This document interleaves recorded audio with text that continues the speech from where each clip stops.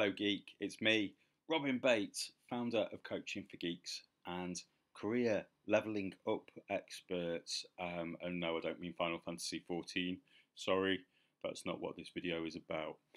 But in this video, I am going to show you how to have a phenomenal CV that gets you interviews without busting a sweat and while still being true to you and who you are and your experience. And frankly, I never expected to become a career coach, but after growing Coaching for Geeks to where it is, working with so many awesome people, I saw the same pattern coming up time and time again.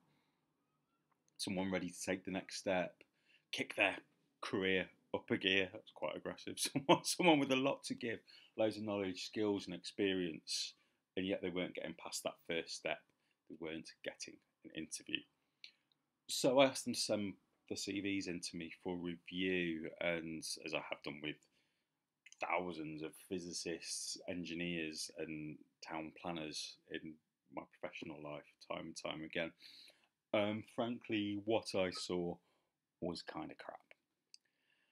Job specifications listed, no customization for the job, a limp CV that just didn't cut the mustard. If it don't impress me, then it ain't going to impress a recruiting agency or a hiring manager. It's going to go straight into file 13. So with my years and years and years of working with sciencey types to get them where they need to be, I turn my attention to my fellow geeks, nerds, gamers, pop culture aficionados, and let me tell you, the feedback has been crazy, and I can and will get you an interview. With one caveat, you have to be suitable for the job, or you have to get the XP in order to level you up. To get that job, we'll cover that another time. So, here are six things that you need to know to get your CV in shipshape to get you the interview for that dream job. All right, let's go. Number one, your CV is an advert. That's all it is. It's an advert. An advert's designed to make you interested in something, to catch your attention. Sexy, slick, convey the benefits of the product quickly, efficiently, often using examples. So, why is your CV not an advert? There are literally hundreds of free and paid CV templates out there that you can use to create a really slick looking CV that's really professional. And hey, we're going to give some away soon. Check out the website. Find something which suits your line of work. It has icons, it looks professional, or it looks creative or slick. It's up to you to sell you your skills, your suitability for the role. I'll come back to this, but first of all, remember, one, it's an advert. Make it look like one. What's number two? Number two, length matters. That's what she said. Here in the UK, and actually currently trending in the States, two sides of A4, or foolscap in America. No more, no less. For a school leaver or a recent graduate, you might just use one side of A4. Yes, well done, you are quite right. That means you have to be really succinct and pull out the key points effectively. Gold star for you. If you use one side, fill it. If you use two sides, fill it all up. Don't great white big gaps with nothing in it. Check the job out, and if they ask for an extended CV, then you will need to provide one. And this could be multiple pages of publications, projects, references, and more. If you've got to do an extended CV, you probably know what an extended CV is. So that's number two. Length matters. Number three, tailor it to the role every single time. Seriously, every job is a unique beast with its own desires and requirements. Make yourself a brilliant base CV, which almost satisfies any beast, and then tailor it to each role. So if it's a customer service role, highlight the customer service aspects and the related tasks. If it's a social media job, well, what can you show off in your social media experience? So make that standard base CV and tweak it and tailor it every single time. Standard CV, you say? Okay, yeah, here's the meat of it. Point 4, how to structure your standard CV. I can't use any more numbers. A, start with the personal details, and it's really bloody important. If you want them to get in touch, you've got to tell them how. So, seen so many with missing details, and it's so disappointing when they haven't included their name, a city or town, the email address, and their phone number. That's all you need to do, and that's how you should open your CV. Don't say CV at the top. It's rubbish. B, personal statement. Yeah, let's get personal. This is a short paragraph which highlights who you are, how awesome you are for the role. So a few key skills, where you want to be with your career would go here. Adding a few specific details to the role really makes a difference. So here's what not to do. I am a dedicated and enthusiastic professional with the ability to work on my own and as part of a team. I have excellent communication skills and I'm an expert in all aspects of Microsoft Office. I thrive in challenging work environment and am able to multitask. Oh my god, that's so beige. Who cares? Anyone could write that. Your personal statement will vary depending on your current circumstances. So a recent graduate will be different to someone who, like me, who's been working for half their life. Oh god, I just made myself quite sad. Half my life. There's no time for sadness. Got to sort your CV out. All right. So, personal statement for a social media manager might say something like, a skilled social media manager with experience of fast-paced schedules and a variety of automation tools and copywriting that converts, using excellent communication skills to understand the customer's requirements and needs in order to provide them with compelling content. Seeking a new challenge to grow my skill set as well as an organisation's online reach and engagement. That's not bad, right? That's what you're looking for in your personal statement. Remember, it's an advert. Sell yourself. And part C, employment history, and this is where most people fuck it up. Don't just list the job spec. Don't take your job role and just go list it as bullet points. No, don't do that. That's rubbish. What you need to do is write a brief paragraph outlining the role and then bullet point your achievements using a task, action, outcome approach. What was the thing you had to do? How did you approach it? What was the outcome? For example, on mine, I was tasked with growing registrants for a particular scheme. So I instigated a webinar program which led to an increase of applicants by 20%. Task, action, outcome.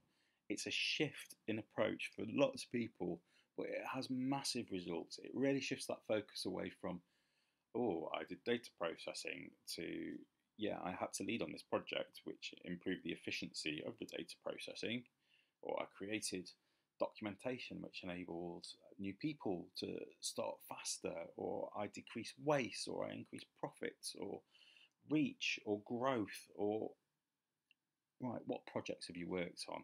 What initiatives have you taken part in? And what can you claim responsibility or part responsibility for? So yeah, did you increase profits or decrease waste? Did you increase loyalty or happiness or repeat buyers? Did you increase followers or engagement, reduce the time taken or mistakes made?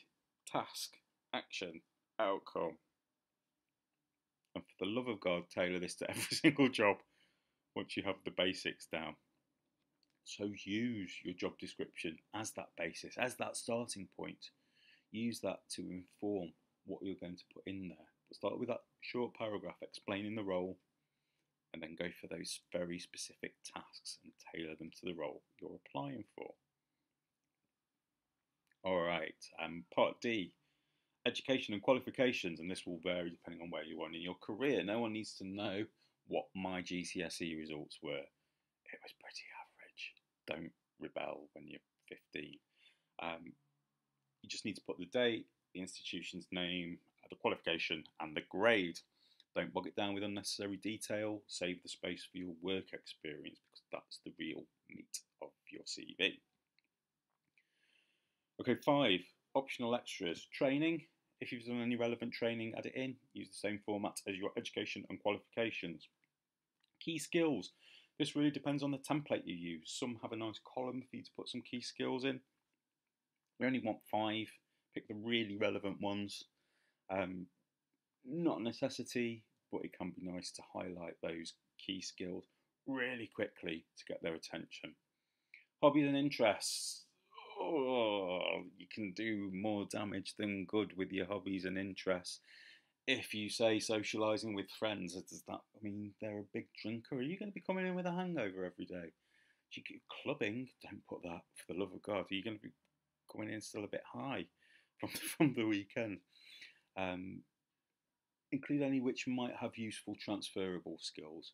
So maybe if you're doing some volunteering or organising events, or even D&D can be useful if you're organising a group and improvising and problem solving.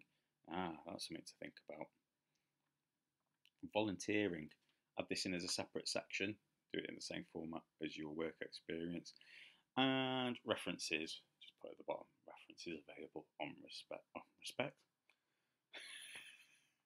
References available on request. Now, it's just a formality to include that now. If they want references, they will ask for them. And you probably can't include somebody's contact details due to GDPR anyway. Probably. Who knows? Okay, point 6. We're nearly there, guys. Formatting. Right, so you've written this awesome CV. Format it beautifully. Ideally, use a sexy template, which handles a lot of this for you. But otherwise, you want 10 to 12 point text in an easy-to-read font. Arial, Calibri. Margins 1.28 to 2.5 centimeters, and proofread it. For the love of God, proofread it. Get someone else to proofread it. Get another person to proofread it. The spelling mistake is your job hunter's headache. If you haven't got that attention to detail, then no sir, I am not inviting you for an interview. Save it as a Word document and a PDF. Always send the PDF first. I'll explain why. Lots of organisations have moved away from using Word. They're using OpenOffice, they're using Google Docs, and this can screw up your formatting. Send them the PDF first. They might ask for it as a Word document, which you can send. If you've used any additional fonts, give them the links alongside it. But get that PDF sent first so they can see what your CV is supposed to look like. Don't send it as OpenOffice or WordPad or anything else. They won't like it. All right, we've got time for some bonus points, so let's go through them. Don't have a header that says CV. Avoid it. You're wasting space and time. Your recruiter knows that it's a CV. We've seen one before. Don't include a headshot unless requested, especially in the UK. And don't include any work experience that's more than 10 years old. It's no longer relevant. If it is relevant in some way, then sure, squeeze it in there. But generally, don't bother. Your date of birth and age is actually illegal in the UK under employment law for your employer to ask. There's a plane going over. I don't know how old that plane is, but I'm not allowed to ask if I was attempting to employ it. Also, your marital statement, it's also illegal for them to ask or to make an offer or decline someone based on their age or marital statement status. So don't include those. So there we go. That's 6 steps plus some bonus points on how to have a CV which gets you an interview. It's not just about the content, it's the whole kit and caboodle. It's how you present yourself. Make it easy for your potential employer to see your knowledge, your skills, your experience, and how you working for them can really benefit them. Sell yourself. Why are you great for this job? Now, our free review service launches soon. In the meantime, check out the blog at coachingforgeeks.com for more careers content. And don't forget to hit that subscribe button for more videos to help you earn more so you can play more, coming very soon. And you've heard a lot from me today, so over to you. What aspects of job hunting are you most struggling with? Let me know in the comments below and we'll write something just for you. See you next time. Bye, guys.